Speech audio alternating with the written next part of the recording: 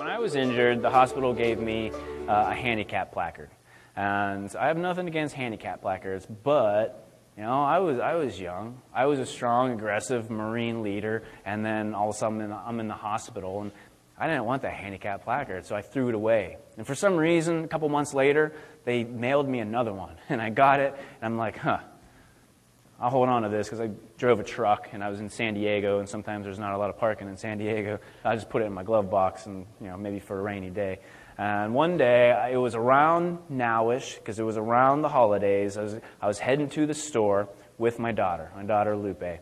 And as we're going, there's no parking at the store. There's like 15 cars circling. Like, it was just, people were not in a joyful, cheerful Christmas mood. They were just angry, and it was a bad scene. And so I pulled right up to the front of the store, and I pulled into a handicap spot. And I reached into that glove box, and I grabbed that thing, and I hung it up there.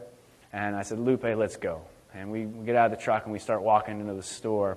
And she says, Dad, what was that magic blue ticket? And I was like, okay, well, because Daddy only has one leg, I'm allowed to park right there in the handicap spot. That's for people like me. And she said, but Dad, you have 5 legs. You have your running leg, your biking leg, your water leg, your walking leg, your left leg.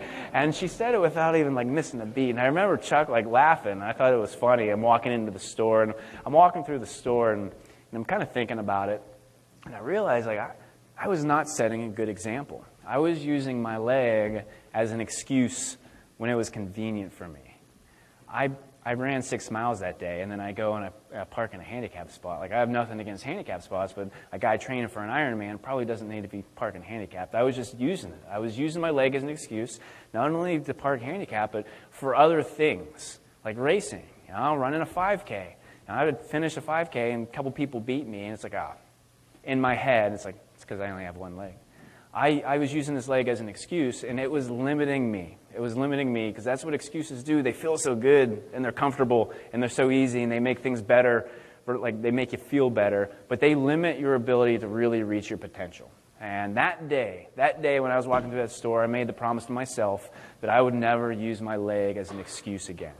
And it was a very, very freeing thing. And I challenge you to do it. Everyone has that go-to excuse. Everyone has it. And the next time you try to use it, think about it. Try not to use it. Because what is it stopping? It's probably stopping you from reaching some type of potential that you have, that you can make.